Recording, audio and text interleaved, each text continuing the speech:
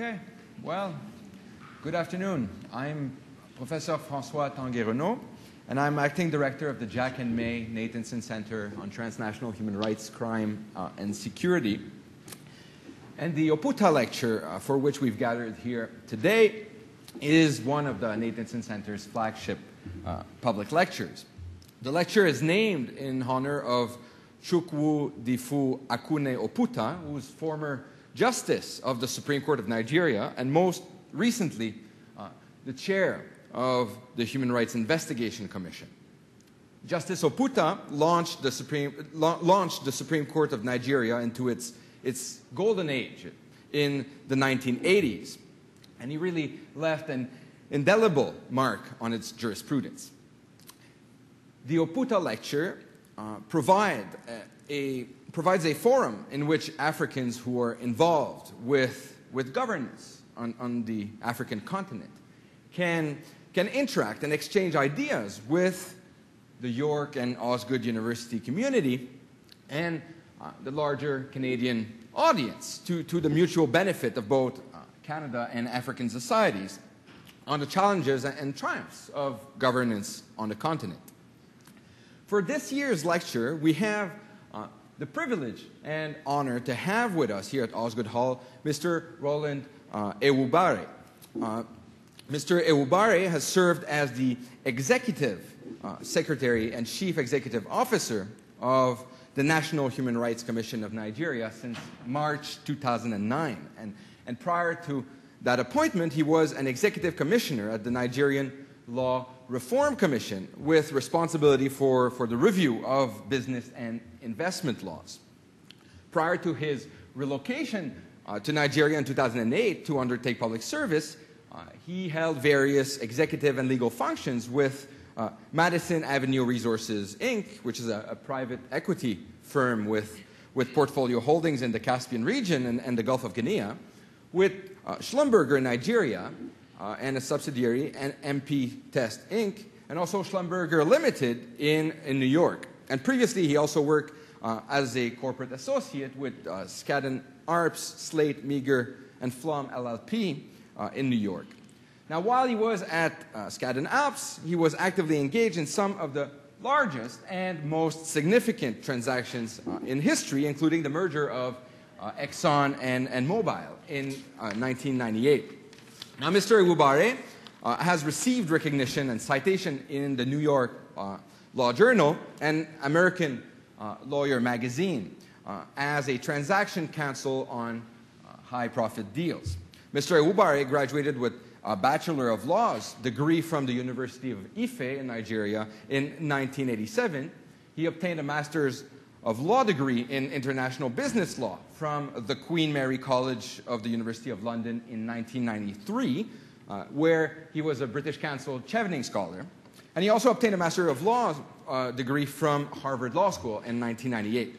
He's admitted to practice law in the state of New York and in Nigeria. Today, Mr. Ebuware will speak to us about governance, electoral reform, and human rights in Africa. I would invite you to please join me in welcoming warmly, our 2011 Oputa lecturer, Mr. Roland Ebuware.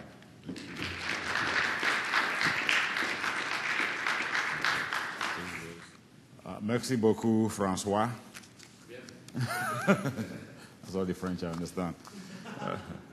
I really want to thank the faculty here at Osgoode Hall for inviting me to speak today on governance, electoral reform, and human rights in Africa. When Professor Okafor mooted this idea to me in November of last year, we tried to work out a timetable that will bring me into Toronto around when it will be slightly warmer than it is today. He told me first week in March, absolutely, it will be warm and there will be flowers and birds flying around. But I flew in yesterday from London, and just before we landed, they gave us an update of the weather in Toronto, and I wanted to call call Professor Okafor to indicate that his weather forecast skills were not as good as his human rights teaching skills. But be that as it may, I'm really, really glad to be here with you all today. Africa has been in the news a lot recently, particularly Africa north of the Sahara. But if you follow that debate closely, you'll find out that the issues generating the tension and conflict in the northern part of Africa are the same essential issues that have caused conflict and tension in the rest of Africa as well. Up until 2008, I was a corporate lawyer practicing law and living in the United States. I moved back home 2 years ago to go into public service. Within 6 months of being in public service, I began to come up with a construct of what I thought the real problems of Africa are. And to a large extent, they are different from the problems or different from the construct we have of Africa when we live out in the West. Africa is a very rich continent. Many of us know that. But it has the poorest people on earth. And that's the essential paradox about Africa. Different arguments have been put forward, all right? Some people say that all the years of conflict have left African governments and institutions in ruins. And that the reason you don't have development in Africa is because the foundation upon which development and progress must be built currently don't exist, all right? And that's a valid argument. But the counter-argument is that even in environments in Africa, in countries in Africa where you have relative peace, we still have situations where there's personalized pockets of power and corruption. And these, to a large extent, have undermined the process of democracy and good governance that ought to respond to the needs of the African people. Most African leaders, once they get into office, entrench themselves rather than entrench democracy and human rights. It is this entrenchment that's leading to the conflict and tension I alluded to earlier on. And that conflict and tension is what we're seeing unraveling before our very eyes with events in the northern part of Africa. The clamor for political change, political reform, has now become deafening. And non-participatory systems of governance are no longer viable in Africa or indeed anywhere else in the world. Now, just a few weeks ago, we saw the removal from office of one of Africa and the world's longest-serving leaders. I'm referring to President Hosni Mubarak of Egypt. We saw how the Egyptians, burst out in celebration after they managed to oust him from office after a period of over 30 years of rule by the same person. Now, whilst we focus on North Africa, further south in Uganda, only a few weeks ago, we saw another African leader win an election that will bring his term in office to an amazing 30 years. But what exactly is it about Yoweri Museveni that's amazing? 30 years in office, but he still remains one of those African leaders we've talked about who cling on to power year after year, decade after decade, in many instances against the will of the people, and refusing to acknowledge the need for electoral reform.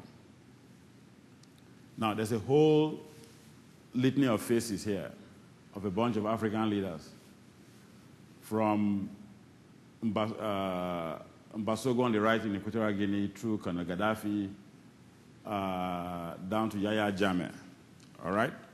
It's an endless list, but I'll begin with the one who's been in office for the shortest amount of time. Yahya Jammeh in Gambia has been in power for 17 years. Omar al-Bashir, who's wanted by the International Criminal Court, has been in power for 21 years.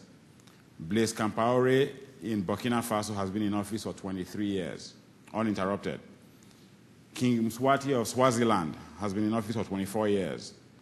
Museveni, 25 years, just got another 5-year term, so he'll be in office for 30 years by the time he finishes his term of office. Denis Sassou Nguesso has been in office in the Republic of Congo for 27 years.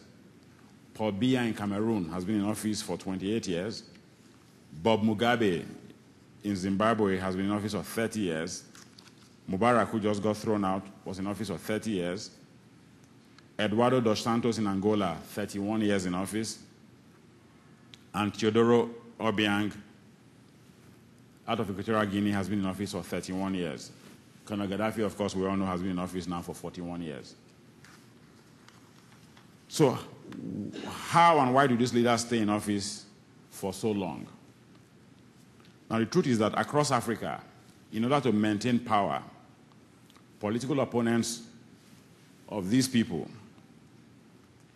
or those who are even perceived to be opponents, don't even have to be real opponents, such as journalists and human rights defenders, frequently have their rights to freedom of expression, association, and peaceful assembly violated. Across the region, government's reaction to criticism is usually to discredit and attack the messenger, including through intimidation, arbitrary arrests, enforced disappearances, and in some instances, extrajudicial killing. In many countries, the judiciary, which ought to be the last bastion of support for the common man, lacks independence, and the judges are intimidated, and by extension, the courts become yet another tool of repression. And I'll give you a few examples. In Ethiopia, very recently, legislation was passed restricting the legitimate work of civil society. Now in Gambia, that's Jame up the bald head to the left, 2 years ago, threatening to kill anyone who tried to destabilize his country, and he made specific reference to human rights defenders. In Cameroon, in Uganda, and in my country, Nigeria, amongst others, journalists have been routinely arrested for their work on reporting political issues that make the governments uncomfortable. Bottom line is, this particular clique of leaders, by their actions, perpetrate corruption, they undermine civil and political rights, and those actions cumulatively end up making Africa and the African people significantly poorer. Now, my country, Nigeria, has had more frequent changes in power than in all these countries that we just mentioned. But you won't know the difference, all right? Because the change of power in Nigeria has sadly not brought about any change in policy or practice for the people of our country. The change in leadership, which occurs in Nigeria every 4 years or so now, brings about the same old problems. And all we have is cosmetic change and the furtherance of the status quo through the entrenchment of poor governance. The call for good governance in recent years has been heard coming from across the world, including institutions such as the World Bank. Now, following the resistance to and the dismal failure of structural adjustment programs propagated by the World Bank in Africa, the World Bank went back to Washington, D.C., retooled their processes, and came out with a very, very strong policy formulation that the policies they promoted in Africa were not bad in and of themselves. That the problem, though, was that African governance systems could not, were not robust enough to then transform the benefit of those policies to their people. And I'll give you a straight quote from the World Bank. It says, underlying the litany of Africa's development problems is a crisis of good governance. By governance is meant the exercise of political power to manage a nation's affairs. Because countervailing power has been lacking, state officials in many countries have served their own interest without fear of being called to account. In self-defense, individuals have built up personal networks of influence rather than hold the all-powerful state accountable for a systemic failure. In this way, politics becomes personalized and patronage becomes essential to maintain power. The leadership assumes broad discretionary authority and loses its legitimacy. Information is controlled, and voluntary associations are co-opted or disbanded, unquote. And this is all true, right? But while the World Bank uses the concept of good governance to promote a system that facilitates its own economic worldview and to create a political environment that's friendly to the neoliberal economic worldview, we must reclaim this term, the term of good governance. We ought to claim it to define a political value, and that's a value that implies that the provision and construction of a society must promote and protect the rights of the people and the needs of the people. This value implies the accountability of public officials who have been freely and fairly elected by an educated public who will then be accountable to those who have elected them. Now, Africa is a very wealthy continent, and Nigeria is a particularly wealthy country. In Nigeria, we generate more than $150 million a day from the export of oil. Since oil production began in 1956 in Nigeria, we've earned over $400 billion from oil production. But in spite of all this is the story of the country. Average life expectancy in Nigeria is 47 years old. It's one of the lowest in the world. I am going to be 45 in May, so in Nigerian terms, I have 2 more years to go. Any day I live beyond 47 is extra time. 1 in 5 children born today in Nigeria will die before the age of 5. A third of the population is illiterate, and 9 out of 10 Nigerians, people like me and Chinedu Okafor, live on less than $2 a day. Fewer than half of the country's population have access to running water. It's a country of 150 million people. So about 80 million people have no access to running water. Jen lived in Nigeria for 2-3 months last summer. She had access to running water, but it wasn't warm water. Exactly. And there's no reliable electricity supply. And the question you then have to ask yourself is, how can a nation that has generated so much revenue remain so poor? How can a country, and indeed a continent, that has been blessed with so much natural resources remain so underdeveloped? Right? Now, there are various arguments that people put forward to answer these questions. They range from, Africa is poor, Nigeria is poor because of corruption. Africa is poor, Uganda is poor, Nigeria is poor because of poor leadership. Africa is poor, Nigeria is poor because there's no critical infrastructure. They don't have enough roads, they don't have enough schools, enough hospitals. That's why the people are poor.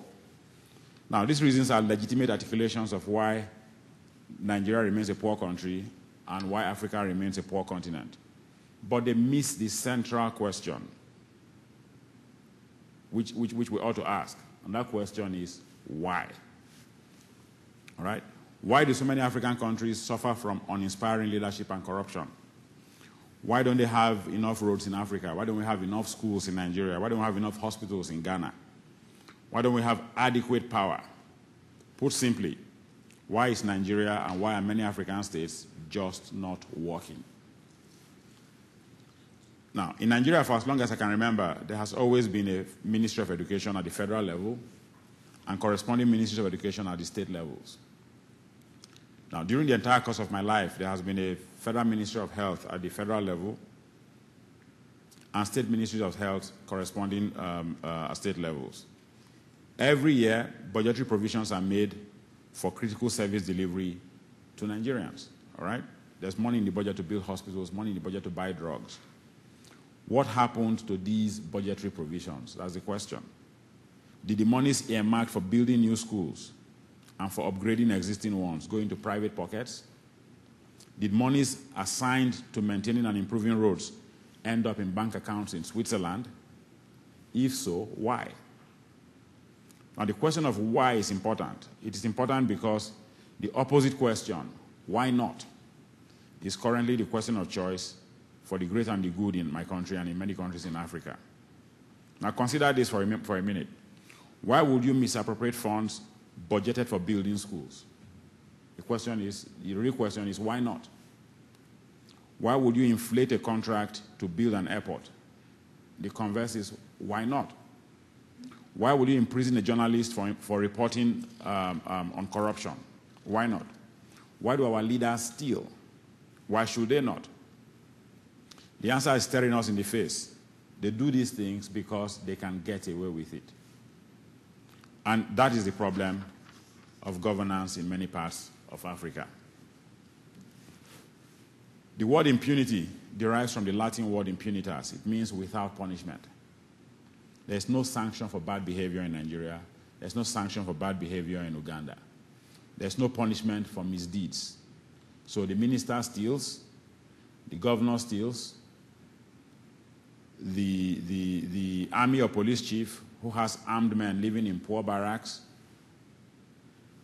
steals money meant for their welfare.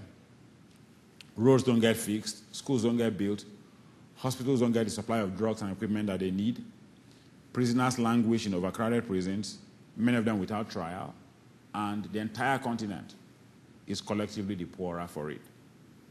So we know what the problem is. The problem is underdevelopment. The problem is poverty. The problem is corruption, human rights violations, and all that. We know why the problem persists. The problem persists because of a culture of impunity that eliminates sanction and shame for those responsible for dragging the continent into its present condition. The next question then becomes, how do you fix it? How do you get out of this mess? And these are entirely personal viewpoints. The Africa in which I live today is in urgent need of accountability. And accountability is the best deterrence to impunity. Development and human rights progress will not and will never occur in a society in which impunity reigns. The establishment of accountability, answerability, responsibility, and liability requires a very honest assessment of policies and polities throughout Africa. It will require a fundamental change in the attitude of African leaders and rulers. It will require the total retooling of the value system right now so as to ensure that no one, no matter how highly placed, profits from impunity. So how do you start that daunting process? Let us not kid ourselves.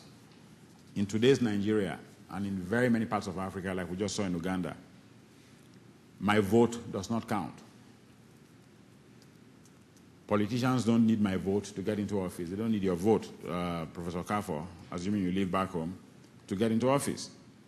So why would they design and execute policies to make our lives better?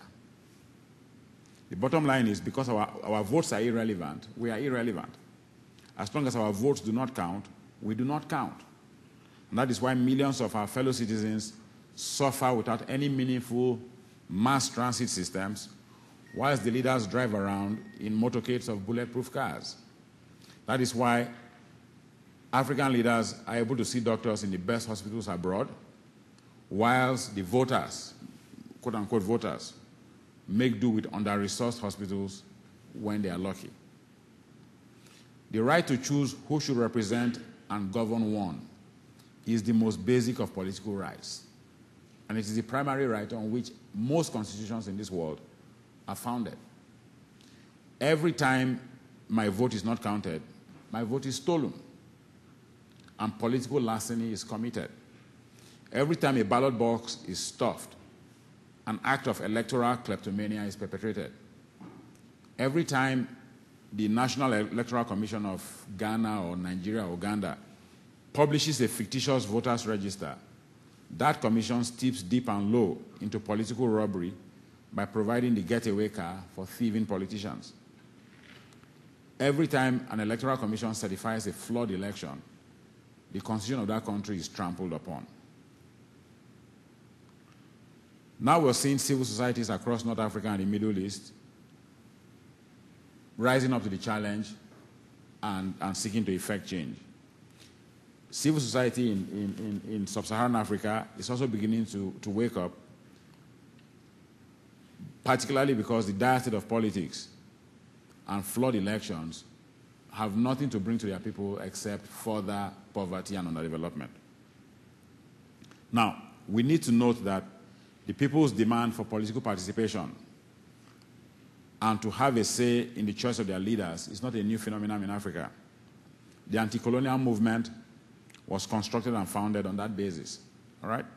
So therefore, the calls for good governance from civil society and from human rights defenders today are not anything new, but just a renewal of a fundamental democratic ideal that we really, really believe in.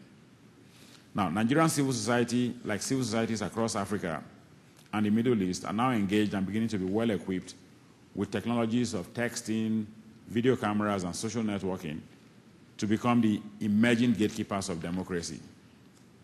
I can assure you that they will be very, very active during the upcoming election in Nigeria. Now, the United States government has said that Nigeria cannot afford a repeat of the 2007 elections, which they said were, quote unquote, marred by poor organization, widespread fraud, numerous incidents of voter intimidation and violence. And the Nigerian people agree that that's exactly what that election represented. Now, but even an empowered civil society cannot change a country's destiny alone.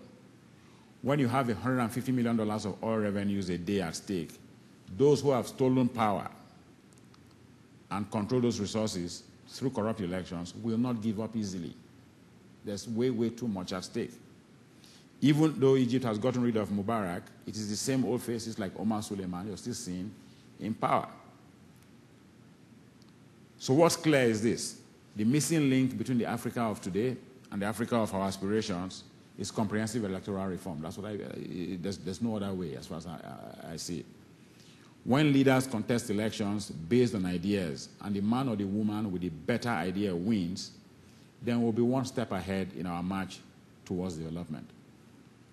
When Africans are able to freely replace non-performing men and women who serve as their leaders in 4 or 5 yearly election cycles, we will be 2 steps ahead in our march to development. When a few good men and women are truly freely and fairly elected into office in transparent elections, corruption will significantly subside in the African sub-region. Now, when that day comes, Africa will be blessed with true leaders who possess the intellectual and moral wherewithal to propel the continent forward. And countries like Nigeria will be spared the current agonizing ritual of contending with charlatans and criminals who masquerade as elected officials. It is only through electoral reform that we can begin to establish good governance in Africa, and it's only through electing sincere and purposeful leaders, leaders who will honor the mandate that they have been given, that we will be able to get away from a culture of impunity to a culture of freedom, democracy, economic growth, and human rights. I thank you for listening, and I'll be happy to take any questions you might have.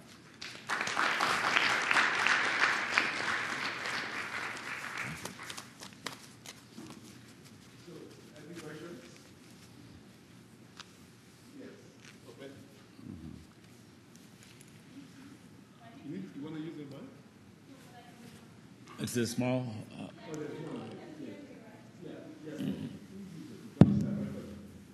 Okay. You want your voice to be on the internet? Okay, I hope to. Hi. You're famous. Thank you for the lecture. It was really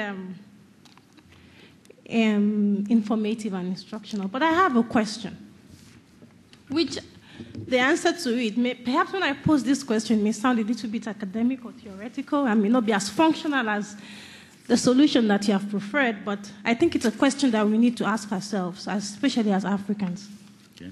And the question relates to the problem, the incessant problem of Africa or African countries and the leadership problem, and whether or not, and how, what the reform should be. So I'm problematizing the solution that you have preferred, which is that electoral reform is the missing link that will, ensure good governance. But then I have to ask, when we look at, as you said, you showed, all the leaders that have been in power for so long, and generally that there's bad governance in many countries in Africa. Have we ever thought to ask ourselves about the state, as in the African state itself and the formation of the African state? Because when you look at it, and we're talking about electoral reform, obviously points to a specific kind of answer, which again leads to, which is perhaps we'll say liberal democracy as it's working in the West. But when you look at the development of liberal democracy in the West, it comes with a particular historical trajectory. It didn't just develop. People just didn't wake up and say, okay, we'll have liberal democracy.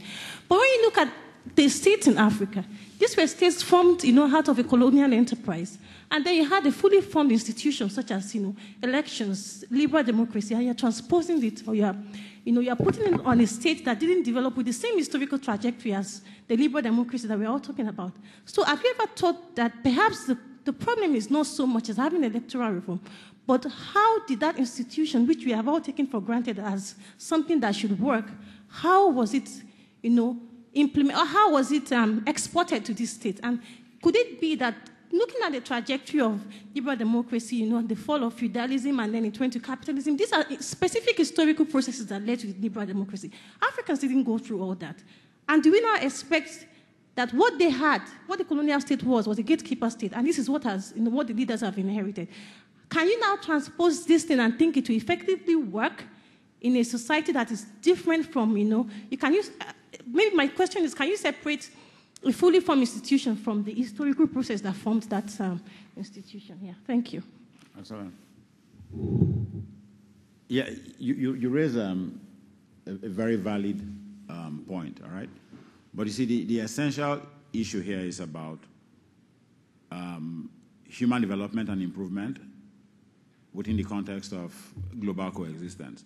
There are many other societies in today's world that have the relics of occupation and colonialism. Even if you go into Europe, the Roman Empire at one point imposed and lorded it over every other person in the Anglo-Saxon world. There's this whole argument about whether or not democracy is the real solution to Africa's problems or the real solution to problems even in Bangladesh, all right? But the essential issue remains, given the different constructs of governance that we have historically and on a contemporary basis, what works best? I asked some very specific questions in my paper. You got a minister of education in a country in Africa, budgetary provision to build schools, and the guy just decides to misappropriate and embezzle those funds, all right? Why does he do it? Is it because of the relics of colonialism? No. He does it because he can get away with it. Why won't the Minister of Education in Ontario do the same? Why won't the guy in Ulaanbaatar, Mongolia, do the same? It's because in those environments, there probably are mechanisms that impose sanction and some shame on such a minister. That sanction process, that imposition process, derives from some sort of means of accountability. And that's why, like I said, this is my opinion. I draw the link back to the legitimacy and authority of the leadership. So if you're my president, right, and you're there because I put you there, then you're accountable to me. If you're accountable to me, then it means you're worried about your mandate when you come to me 4 years from now to ask for my vote again. Because you're going to have to come back to me to revalidate my vote, all right? Because you're going to have to come back to Chinedu to revalidate his vote. You tend to behave well whilst you're in office. You tend to do things that will give you a track record that you're running your election and your campaign on. You understand? So from an academic point of view, yes, government of the people, by the people, for the people may not necessarily be the best governmental or governance type construct, but as a practical matter in today's world, I think the failure of the African continent as it currently is more attributable to the absence of accountability in leadership than to the burden of, the post-colonial type experience. But that's entirely my own personal perspective. Yes, sir.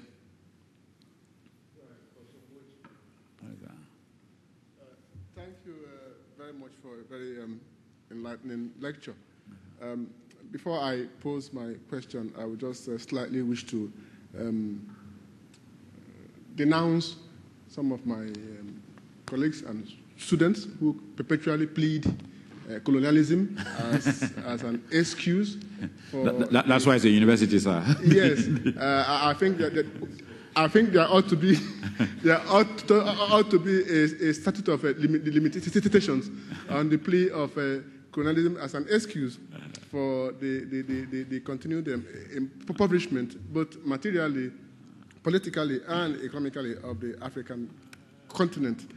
We weren't the only places to have been colonized. Singapore, Malaysia, even Botswana in Africa itself was once colonized, but it doesn't have the kind of shameful statistics that we have in Nigeria. Now, my question is this. I fully agree that unless we have a regime in place that is accountable, we are going nowhere.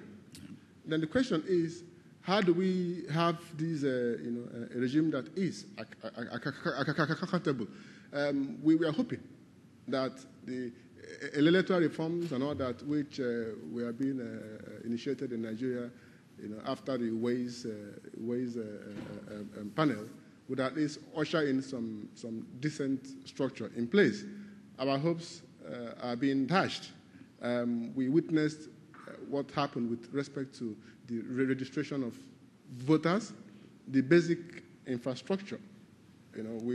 People were hoping that we would have at least a modicum of very reliable framework in which there is some semblance of integrity in the process. We now hear that the voters' registration was more or less a mess. So some of us are no longer holding our breath in anticipation of a very decent election. So it boils down to what I would pose in this scenario as a question. If the powers that are, or the powers that be, who understand that in the absence of any real nexus between the voters and those who occupy power, okay, if they cannot be removed, they cannot be changed through the voting process, how really do we expect these people who have more or less frustrated all reasonable attempts to institutionalize a proper electoral process in place, how realistic is it that we would in fact get to that promised land, given that they have basically stumped and frustrated all attempts so far to have a proper electoral process in place? Thank you. Yeah, thank you, sir.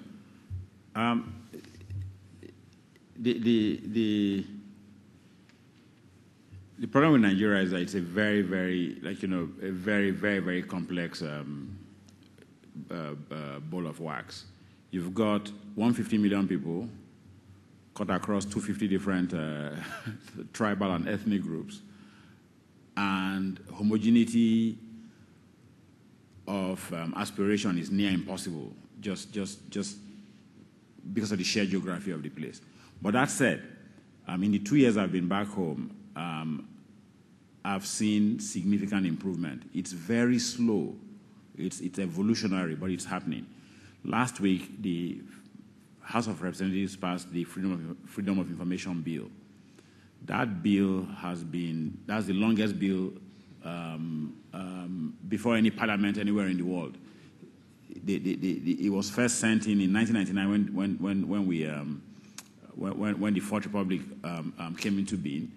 It was frustrated, came back alive. It's now finally passed. The Senate has said they will pass it next week. All right? So that's a major, major, major blow to their own self-interest, which they don't realize just yet. So that's happening. The Ways panel, many of the recommendations that were put in there were thrown out, but a good chunk of them got in. There's no way in Nigeria of 4 or 5 years ago you will have had an INEC like the current panel. All right? Jega and his commissioners are pretty good people. They would never have been nominated under an Obasanjo-type regime. So in terms of even the personas and personalities involved in trying to sort of structure the template for the political landscape, there's some change coming in as well. But now, because you're fighting against entrenched interest of $150 million a day, those guys won't give up this fight that easily. So it's like this eternal game of chess between good and evil. Good being the rest of us, evil being the few of them who want to hold the country to ransom forever. The bottom line, though, is the tide of history flows like an avalanche. I don't think the evil folks in Africa can, despite the resources they control, withstand that tide. So the change has to come inevitably. Like I said, it will be one building block at a time. Things like the Freedom of Information Bill, the media and civil society making so much noise about the quality of people they want in the Electoral Commission, and then the government responding by nominating people who, for the most part, we think are pretty okay. They tried to sneak in 3 funny characters into the commission, and we all shouted and said, no, you can't bring these guys in. They're politicians. This guy ran for election for Senate in 1979. This one did, this one did. And they took out those names and then replaced them. So in a slow, gradual, methodical way, it's beginning to change. Now look at the primaries that just took place in the PDP. There were some, quote-unquote, juggernauts and heavyweights who we thought couldn't lose elections, who've lost. They've tried to, use the usual shenanigans to come back into the back door, and they've been shut out of the process because there's just too much enlightenment at this point in that civil political space in Nigeria.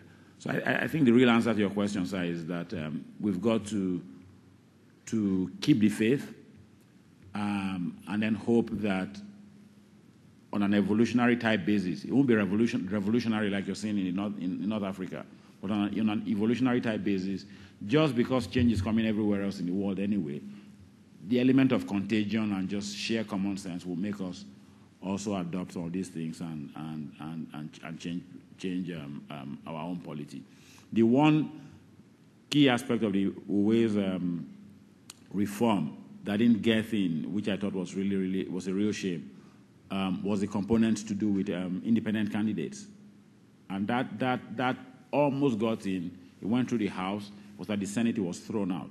But that would have been a major, major game changer because it would have given individual Nigerians, without the platform of a political party, the chance to run directly for office. And I think the next round of constitutional amendments and reforms, that will probably come into the Constitution, and that would totally change the landscape. Thank you.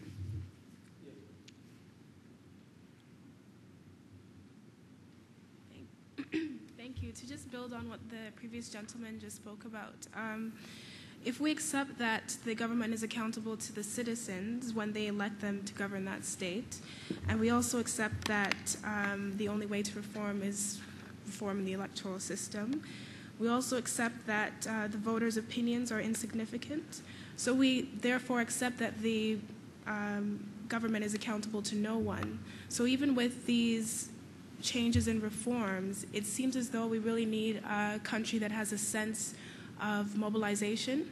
And I wanted to know what your opinion was of the general sense of people's desire to change. Because I believe that if we take the evolutionary step, that it may take quite a long time to get to the level of change and reform that we'd like to see.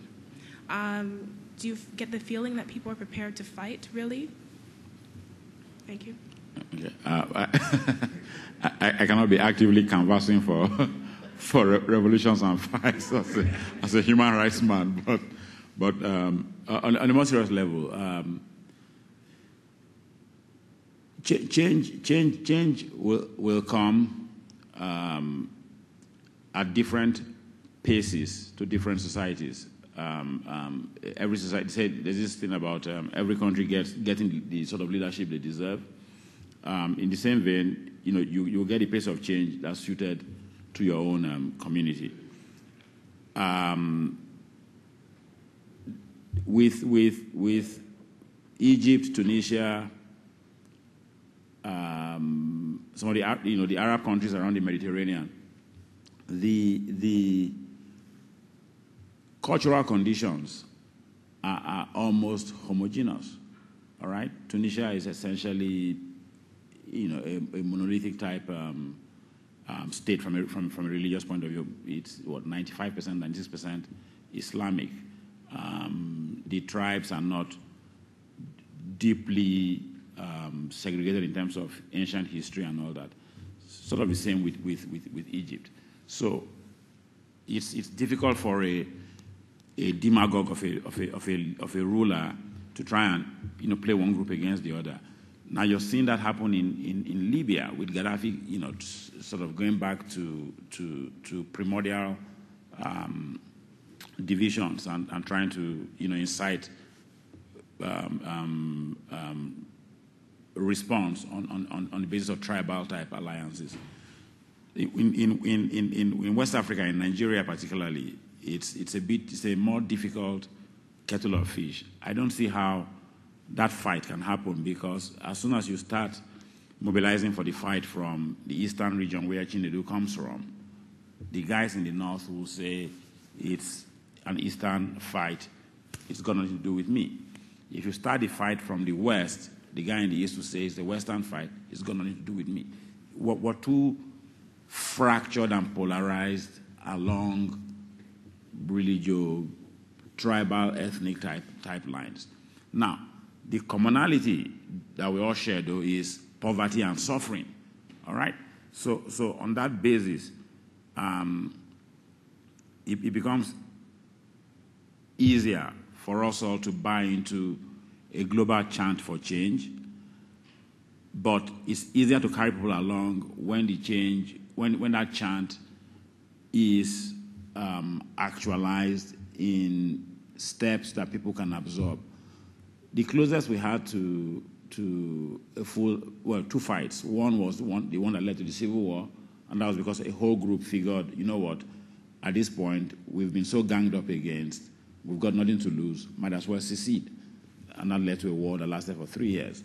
The closest to that component of a sort of instinctive national fight would be the June 12 elections and the annulment thereof. And that led to the clamor for the military to get out of politics. But the military did not leave politics until 1999. So it took 6 years for them to then leave. But by the time they were ready to leave, they were in such a hurry to leave that, my dad was an army general, and by the time, I think it was in 95, they imposed sanctions against them. In 96, they revoked all their visas. 97, they couldn't travel abroad. It became a real problem. Even I had to then cut away from him because I didn't want his sanctions to rub off on me as his son.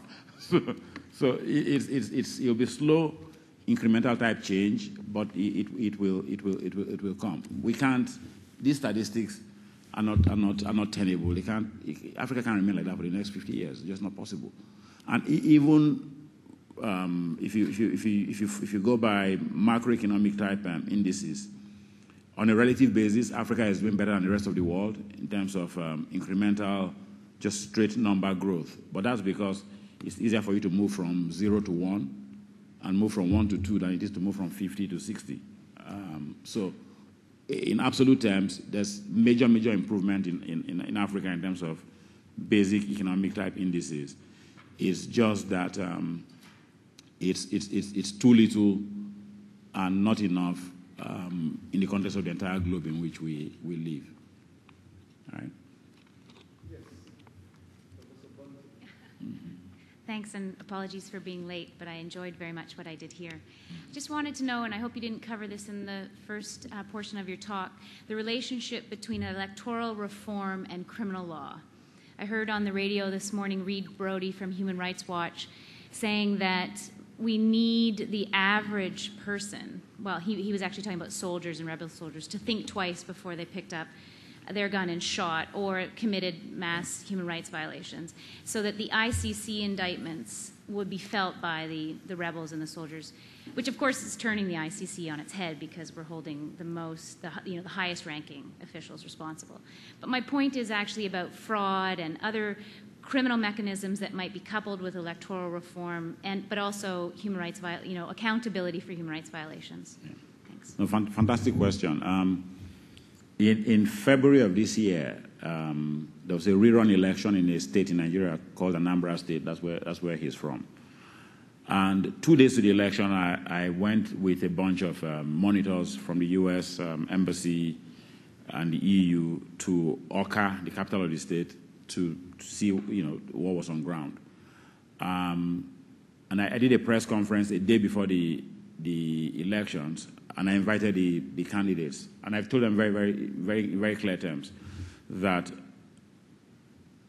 for purposes of this election, that I was going to activate and trigger what I call the Kenya model. That if there was any act of violence or destruction, that I wasn't going to bother with the Nigerian police force or reporting anybody. I wasn't going to activate any mechanism within Nigeria in terms of seeking redress. That I will just do my investigation and then go with a proffer directly to Luis Moreno Ocampo, all right? And those who are responsible will then have to answer to criminal processes outside of Nigeria. I'm sure you followed that election, right? Not a single person died. No acts of ballot stuffing, no criminality at all. What point am I trying to make here? The essential truth is that your thesis is correct.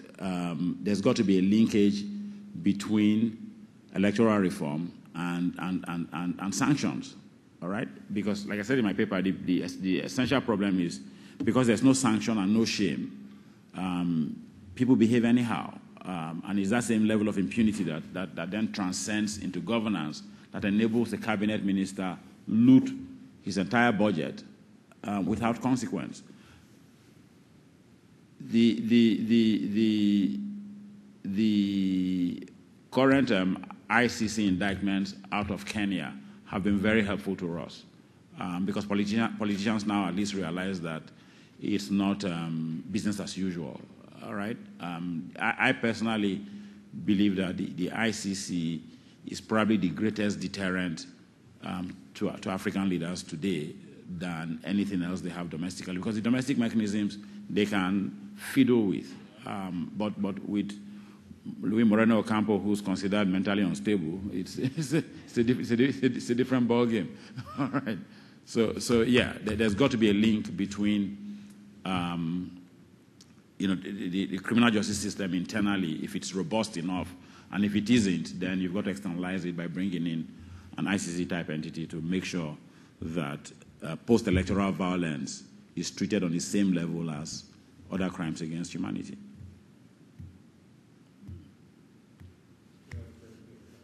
Mm-hmm. Our folks want to go get lunch. Huh? They want to. Yes, ma'am. No problem.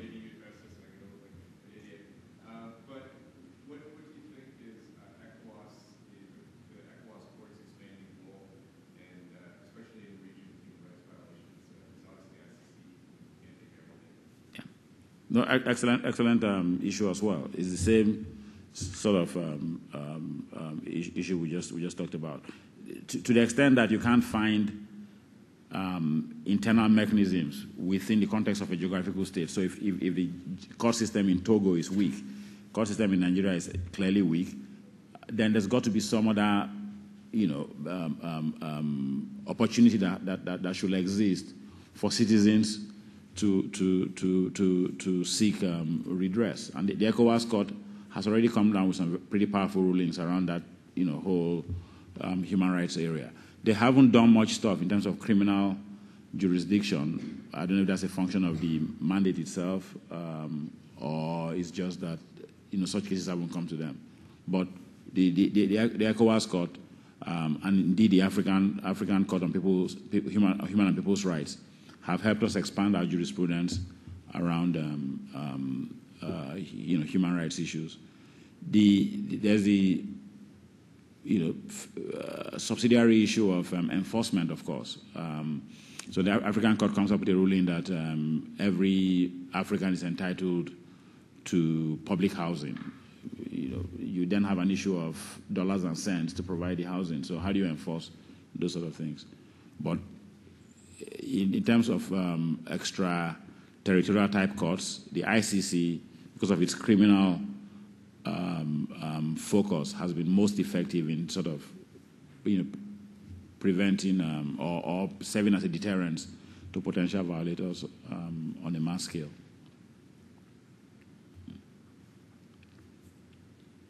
Yes, ma'am. I would like to ask how you see, or if you see that there's a role for international support for the development of improved governance and in Africa. This is really politically charged because the World Bank's intervention, with governance and democracy will almost become caricatures in some critique. Yeah. Of that kind of international involvement. And I think this relates to the question that was asked first about the development of particularly African and indigenous systems of governance that may be quite different from Western imposed types of governance. I wonder if you see a hybrid or a development that is more indigenous. Again, it says we're back to that nuanced and academic debate, right? But I think at its core, all we want is to have significant reduction in poverty in Africa. We want, 5 out of 5 Nigerian kids to remain alive at age 5. How we achieve that is irrelevant to the child who's going to die, all right? So, of all the models out there, all right, my submission is that a model that holds the leadership accountable is the model that's best able to produce an environment in which resources accruing to the state are judiciously and efficiently utilized. In other words, in a Nigeria where we generate, with price of oil now about $200 million a day, as of today, I don't see. Maybe there's something wrong with my vision, but I don't see anything on ground in the country that shows the deployment of $200 million of capital on a daily basis. Right? Now, if there's some sort of administrative type construct of, village, chiefs or a lawyer jagger type arrangement like they have in Afghanistan, where it's just, a bunch of tribal guys come together and that's the government. If they're able to deliver healthcare and electricity and, infrastructure with that sort of construct, I would happily accept it. All right? I'm just saying that within the context of the various models out there right now, military autocracy, enlightened despotism, monarchy or whatever, that is a system where a bunch of us come together, we choose him as our leader based on a process where he stands up to say, I want to be your leader, here's why I should be your leader. And you stand up and say, no, I'm a better leader, or I could be a better leader, and we make a choice between the two of you. I still think that old Aristotelian, sort of concept works best in today's world. Now, is there a need to tweak and modify it based on local conditions? Yes, and that's why we've always called in Nigeria for a general, genuine, constitutional type conference so that we can say, all right, within the context of democratic representation, we want a model, though, that has this, that creates more roles for women, that allows traditional chiefs to be involved. It's just that we've never had that opportunity. The current constitution we have was written for us by a bunch of soldiers on their way out of office. The one before that was written by soldiers on their way out of office. The one before that was written by the British colonialists on their way out of Nigeria. So there's never been an indigenous proper constitution. And I think if we had that process, it will address these issues about an indigenized form of government that also has these components of democracy embedded into it.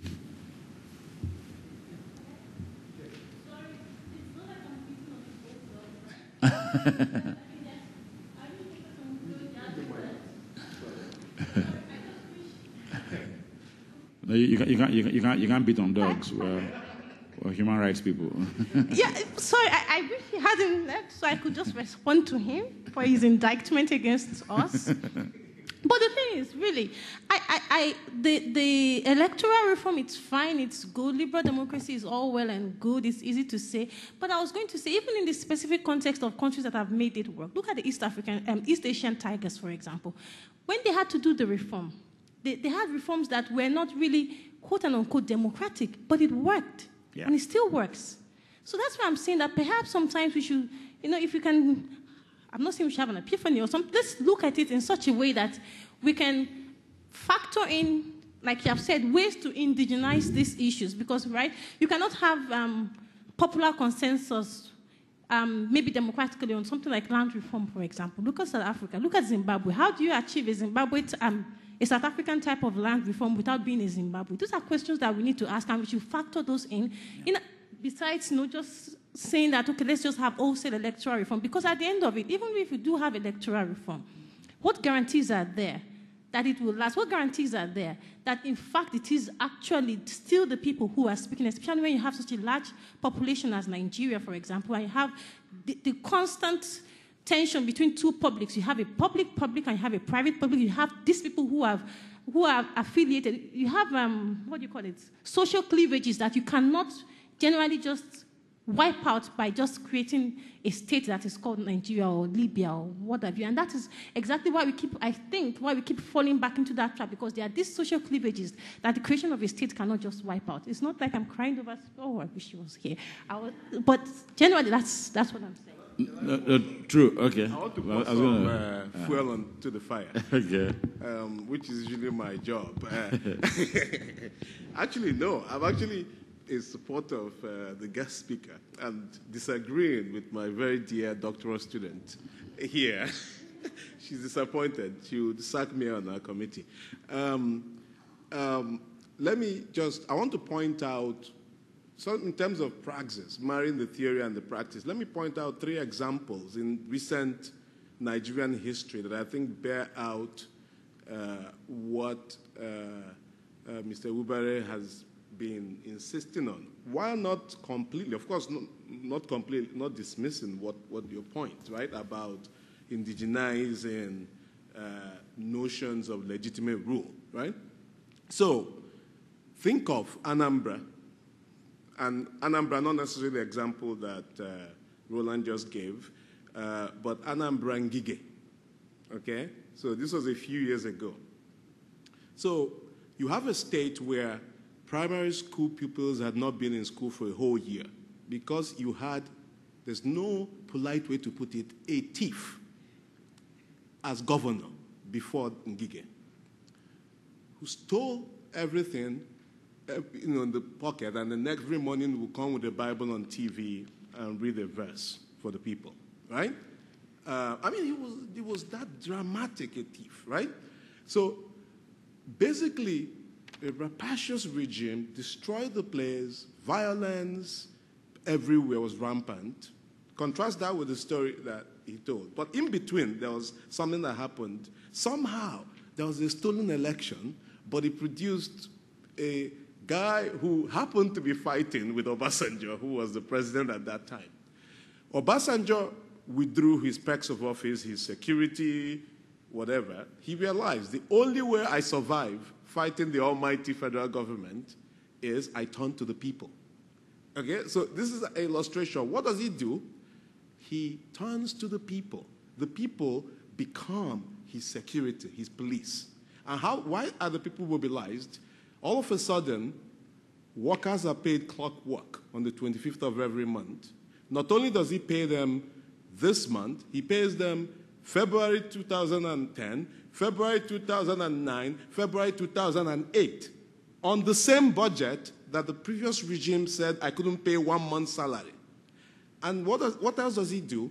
He literally repairs almost every road in the state that was unpassable. Right? These are things that people can easily see.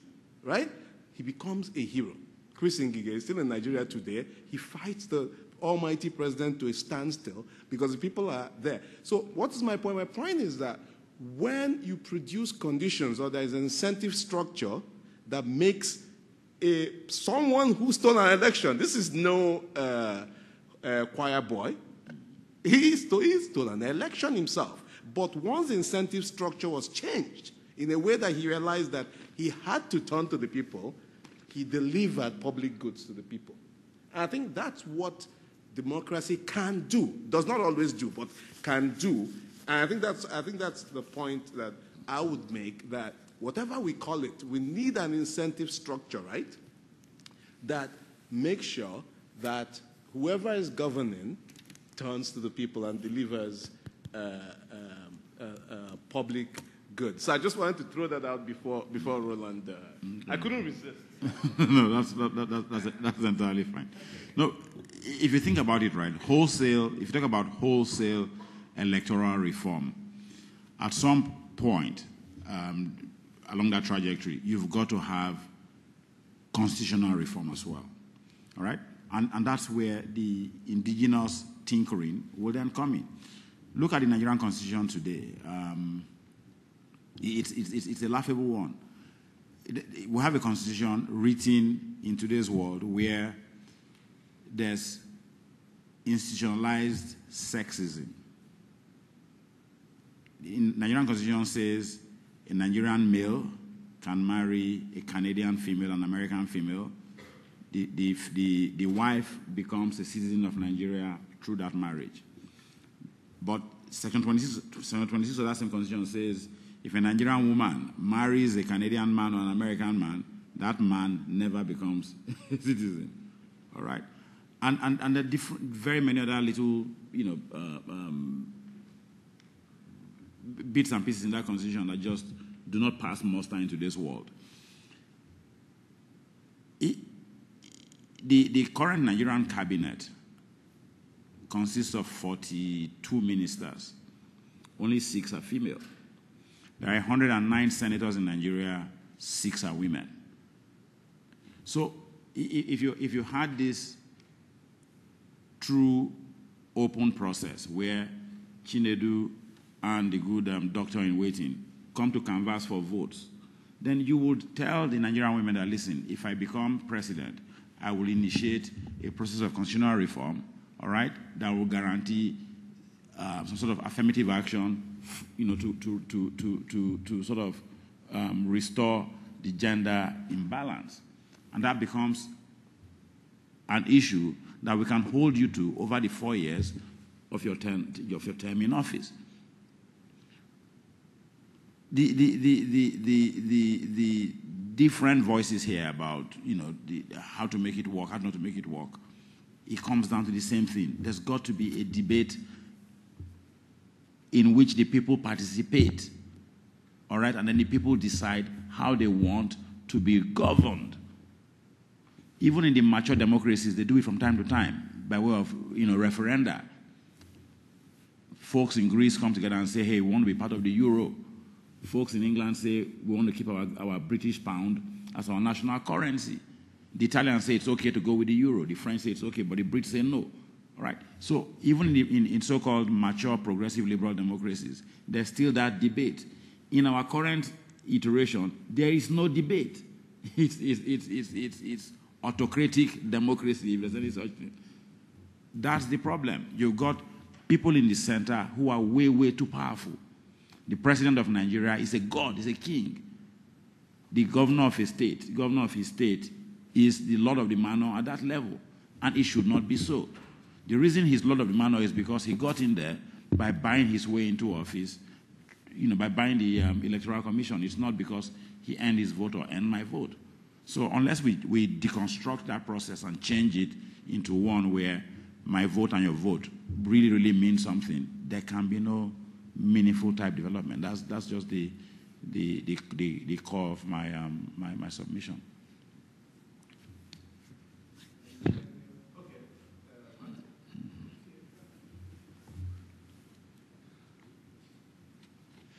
Thank you, Mr. Speaker. I quite appreciated your talk, and I agree almost with all your thesis. Being a Nigerian myself, I also want to put this across to you. Yes, there's a link between good governance and electoral reform. But do you think also there is also not a link between the people's culture or attitude and good governance? Let me give an instance. Someone who is elected, say, to a federal legislation, federal parliament, almost becomes a god within his community. If he returns home from parliament, a lot of people will be all over there waiting for him to return home with government money to settle them for one reason or the other. Yeah.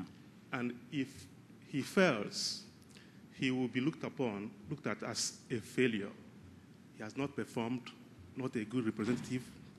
And that has become an incentive or motivation for someone who has been elected to such a high position or elected position to,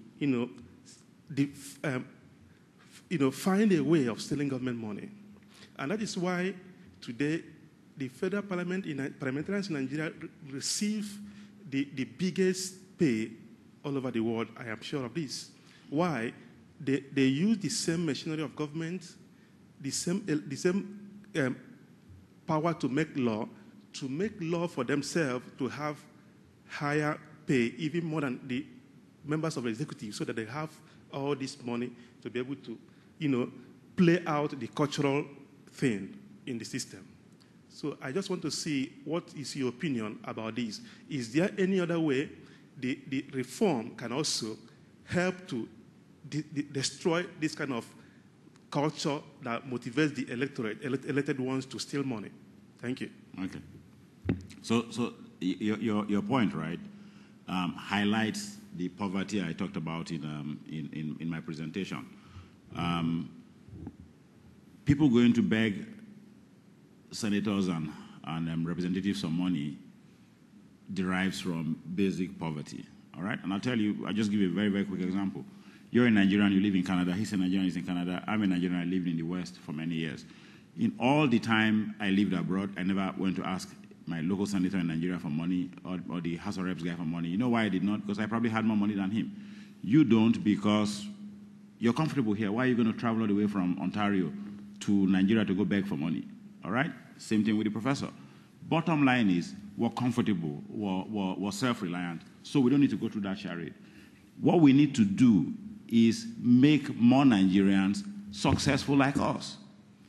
Reduce and eliminate poverty, and then there'll be no need for people to go begging the man who comes from Abuja once every week for money. It is the truth. The level of poverty in the country, I don't know if you go home that frequently or that often, but level of poverty in Nigeria is bone crushing. The official statistic is 90% live on less than $2 a day now. It's 150 million people. So it means 15 million live on above $2. Maybe $3, maybe $4. That's still poverty. All right? But clearly 135 million live on less than $2 a day. Talking about a man, his wife, his 5 children, and his goat on $2 a day. So it's that poverty that drives people to then look to the folks who are in government in Abuja as potential sources of money, because again, the assumption is that if you get into government, you're going to have access to public funds.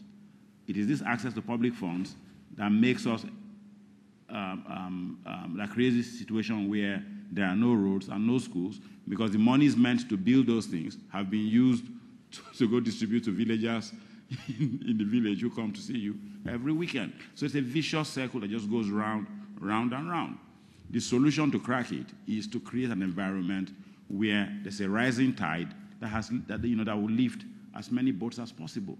A guy who has a job, goes to work at 9 o'clock, closes at 7 p.m., has to help his son or daughter with homework. He's not a guy who's going to go beg some clown from the Senate in Abuja for money. But the guy who sits at home from morning till night, no visible means of livelihood, not sure of his next meal, is a guy who's likely going to go beg. So we need to reduce the number of beggars, all right? And I think we reduce the number of beggars by putting people in office who would create an enabling environment for commerce and enterprise to thrive. Most of the jobs in Ontario, most of the jobs in New York are created at the small business level. But small business in Nigeria is non-existent because there's no electricity. It costs the smallest generator, or maybe $500 to buy the generator. It'll cost you 2 times that amount to buy the diesel to power your generator on a weekly or monthly type basis. All right? And you do need power to do anything. If you're going to be a shoe cobbler, you need power to stitch the shoes. If you're going to be a garment maker, you need power to power the sewing machine to sew the clothes. So you can't, there's no way for entrepreneurship to thrive on 3,000 megawatts of electricity for a country of 150 million people. The South Africans generate 40,000 megawatts, and they are a third of us in terms of size. So that's the real issue. We've got to, reduce poverty significantly. And that can only happen if we have reasonable people in government who have ideas and know how to drive a country. Unfortunately, I have to call the event to close just because Mr. Ebuware has other appointments. And of course, most importantly, there's a reception outside immediately after this ends. But before we end it, I wanted to thank Mr. Ebuware very much for really going above and beyond the call of duty to come here. He's been flying, I think, every single day for the last 4 days. He's also going to be flying for the next 3 days or 4 days, every single day, different city. He's totally jet lagged, as you see him, but still managed to deliver such a brilliant and I think rousing presentation. Roland, we're very grateful, very grateful for your really service that you provided. And as a token of a bag of money from Osgood. Unfortunately, we're not doing the Nigerian thing. It's not a bag of money. Just, a little Osgood thing, memorabilia. Thank you so much. Yeah.